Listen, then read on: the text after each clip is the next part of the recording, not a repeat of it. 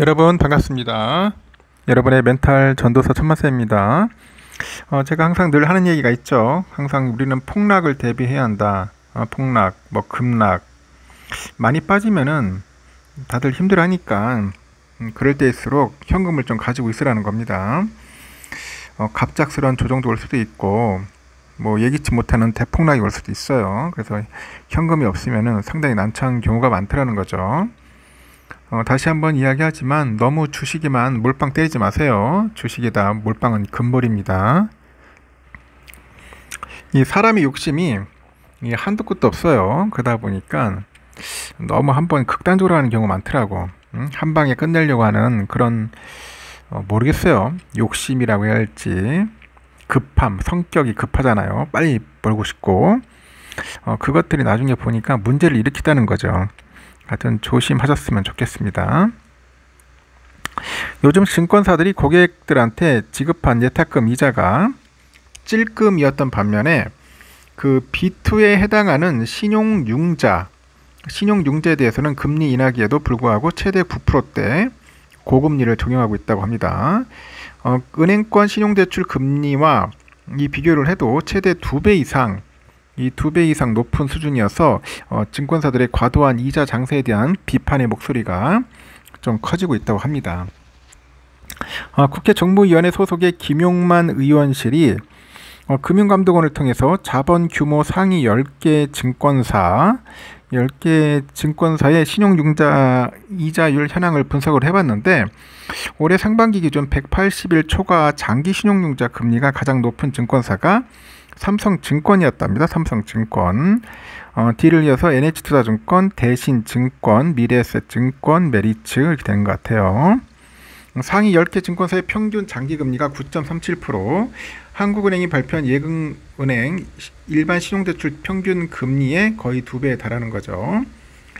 단기 신용융자 금리도 높았는데 하나증권이 7.8%로 전체 단기금리 중 가장 높았고 2위인 미래에셋이 5.9%와는 1.9% 차이를 보이고 있네요. 1.9%. NH투자증권, 키움, 그리고 KB 이렇게 그 뒤를 이었습니다. 전체 기간 단순 평균 신용융자 금리 순위에서도 하나증권이 8.3% 1등을 차지했고 미래에셋, 메리츠 등의 순서대로 나타났다는 거 참고하시면 되겠습니다. 그리고 증권사에서도 아까 말한 것처럼 이자 장사가 이렇게 짭짤한데 좀 나눴으면 좋겠다. 나눈다는 게 뭐냐면 돈을 주라는 게 아니라 좀 금리를 좀 낮춰서 서민들 좀 부담을 좀 줄여줬으면 좋지 않겠나 하는 생각이 드네요. 하여튼 그런 일들이 있다는 거 참고하시기 바라고요. 오늘 또 보니까 눈에 띄는 기업이 HMM입니다. HMM이 2조 원 규모로 자사주 매입과 소각에 나서다 보니 주가가 들썩이네요. HMM이 자사주 매입을 위해서 제시한 공개 매수 가격이 주당 26,200원, 약 3년 내 종가 기준 최고가다. 금투업계 전문가들은 주요 주주들의 자사주 매입 청약 여부가 주가에 영향을 줄 수 있을 만큼 이를 주시하는 거죠. 그러다 보니 오늘 오전 11시 22분 KRX 증시에 보니까 HMM이 전거래 대비 1,550원 오릅니다. 7% 급등합니다. 23,650원이네요. HMM은 지난 14일 장 마감 후에 보통주 8,180만 1,526주를 공개 매수를 통해서 2조 1,432억 원에 취득을 하고 소각하겠다고 합니다. 이어서 18일 HMM이 공시한 공개 매수 설명서에 따르니까 공개 매수는 이날부터 다음 달 10일까지 진행이 되네요. 주당 매수 가격은 26,200원, 지난 14일 종가 대비 18.5% 높고 주당 매수 가격은 약 3년 내 최고가입니다. HMM 종가가 이번 공개 매수 가격보다 높았던 시기는 22년 6월 17일이죠. 그 이후 주가는 26,200원을 하회했다.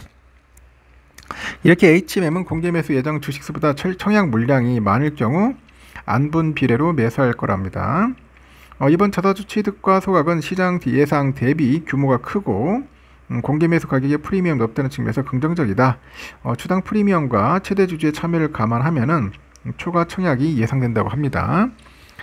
금융투자업계 전문가들은 HMM의 최대 주주인 산업은행과 2대 주주인 해양진흥공사의 공개 매수 참여 여부에 따라서 HMM 이후 주가 향방이 결정될 거라는 거죠.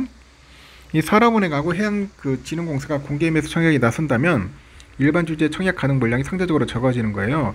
응모 주식수가 취득 예정 주식수를 초과해서 주주 비례 배정의 방식이 매입이 이루어지고 모든 주주가 전량 참여한다고 가정하면은 기타 주주의 최대 배정 물량은 1184만 주, 보유 지분 대비 7.98%에 불과하죠. 이렇게 최대 주주를 포함해서 모든 주주가 공개 매수에 참여하면 HMM은 주식 미보유 투자자가 적극적으로 주식을 신규 매수할 이유는 제한적이다. 공개 매수 기간에 시장가가 공개 매수 가격에 근접할 경우 투자자들이 이 차익 실현 매물을 내놓을 가능성이 있다고 합니다.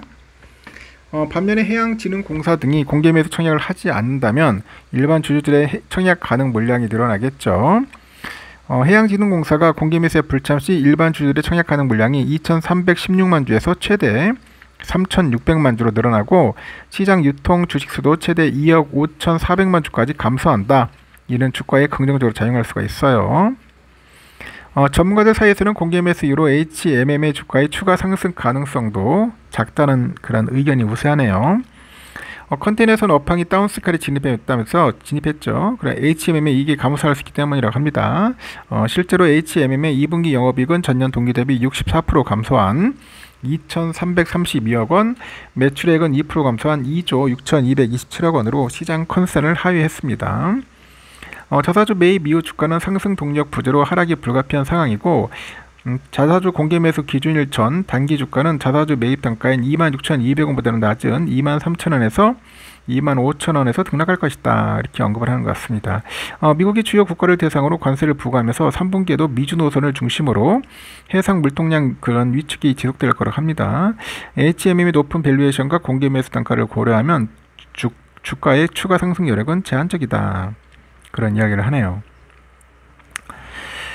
그래도 참 좋네요. 소각을 한다는 자체가 얼마나 기쁘고 좋은 소식 아니겠습니까? 삼성도 좀 했으면 좋겠네. 근데 너무 많이 소각하는 것도 좋지 않다고 하더라고요. 이제 그런 부분들도 우리가 염두에 둬야 합니다. 일단 삼성은 7만 한 400원, 300원 여기서 왔다 갔다 합니다. 7만 300원, 400원에서 흘러가고 있고요. 조금 빠지네요, 많이. 그죠? 그리고 하이닉스가 아니라 우선주도 57,600원 한 1% 정도 빠지고 하이닉스는 한 3% 정도 내외로 빠지고 있다는 거 참고하셔야 할 것 같습니다. 뭐 아직 투심이 그렇게 좋지 않아요. 뭐 반도체 관세 때리겠다 뭐 그런 이야기들이 들리다 보니 상당히 좀 위축되는 것 같습니다. 그리고 아직까지 또 양도세 관련된 시원한 이야기들이 없어요. 정부에서 좀 빨리 결정을 해줘야 하는데 그렇지 않다 보니까 상당히 좀 힘든 것 같습니다. 하여튼 여기까지 하겠습니다.